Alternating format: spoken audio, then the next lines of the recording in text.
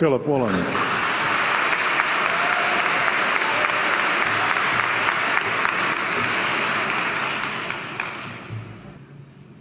King Lear, late at night on the cliffs, asks the blind Earl of Gloucester, "How do you see the world?"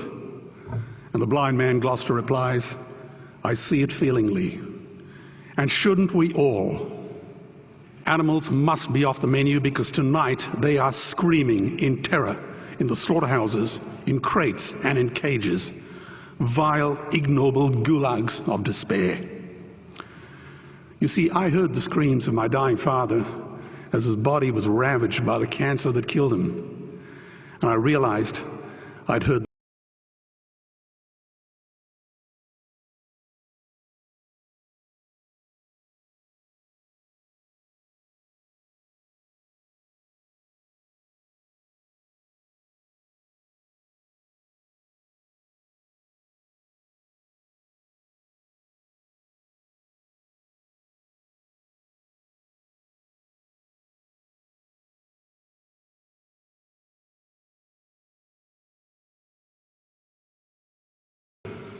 meat today is the new asbestos, more murderous than tobacco.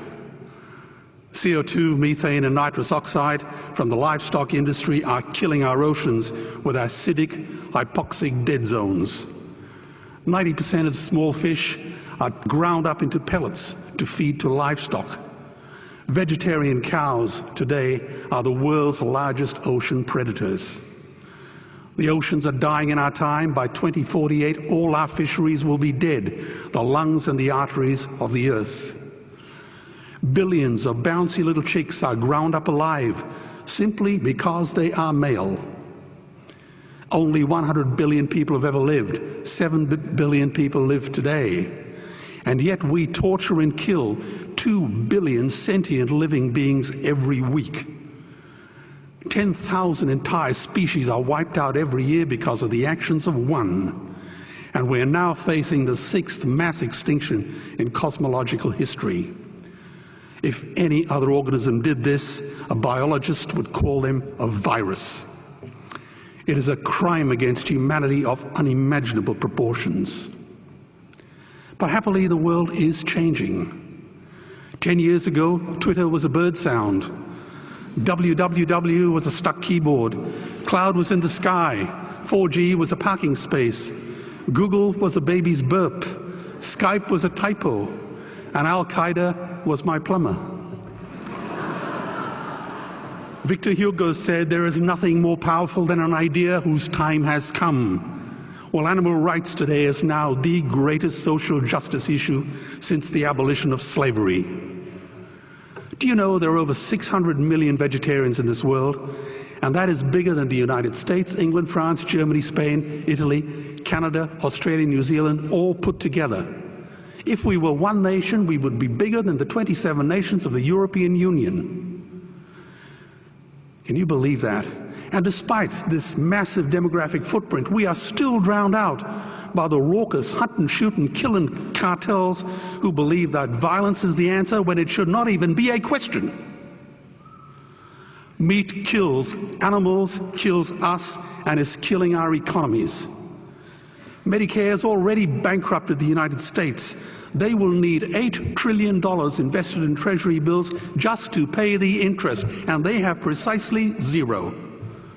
They could shut down every school, Army, Navy, Air Force, Homeland Security, Marines, CIA, and FBI, and they still will not have the money to pay their doctor bills.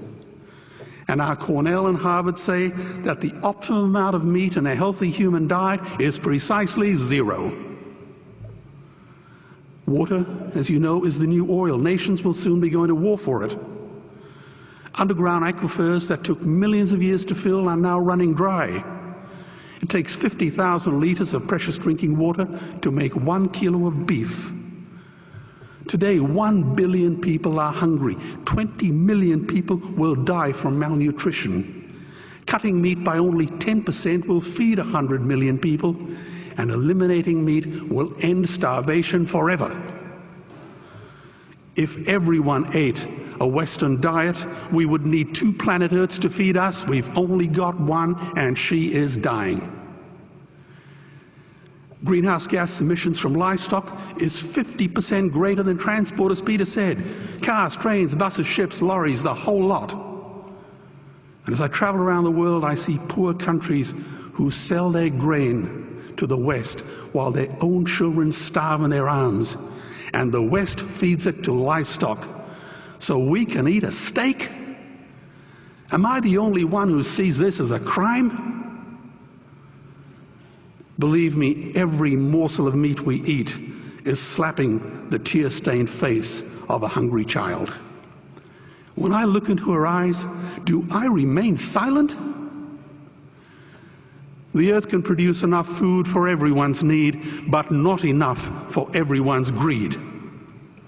We are facing the perfect storm.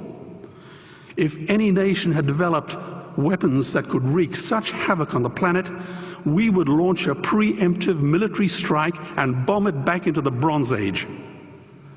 But it's not a rogue state, it's an industry. The good news is we don't have to bomb it. We can just stop buying it. Sir George Bush was wrong. The axis of evil does not run through Iraq, Iran, or North Korea. It runs through our dining tables. Weapons of mass destruction are our knives and forks. Our proposition is the Swiss Army knife of the future. It solves our environmental, water, human health problems and ends cruelty forever. The Stone Age didn't end because we ran out of stones.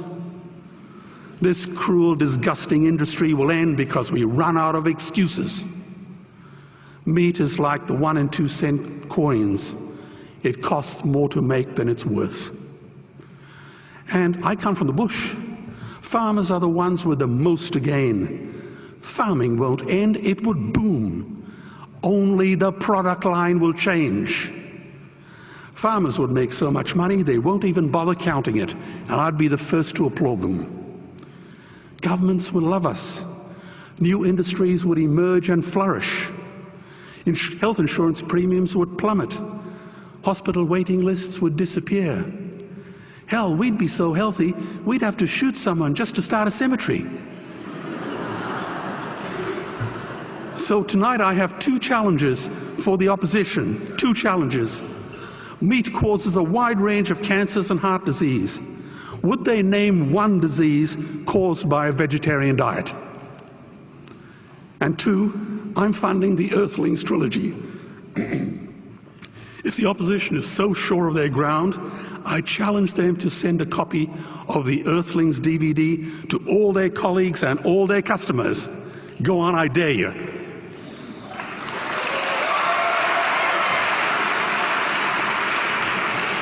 Animals are not just other species, they are other nations, and we murder them at our peril.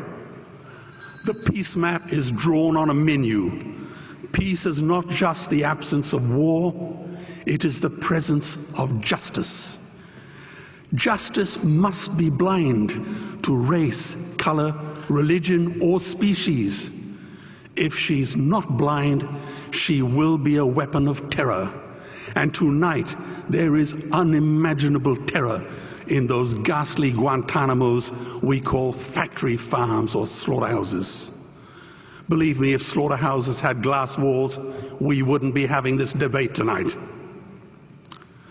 You see, I believe another world is possible. And on a quiet night, I can hear her breathing. Let's get animals off the menu and out of these torture chambers. Please vote tonight for those who have no voice. Thank you.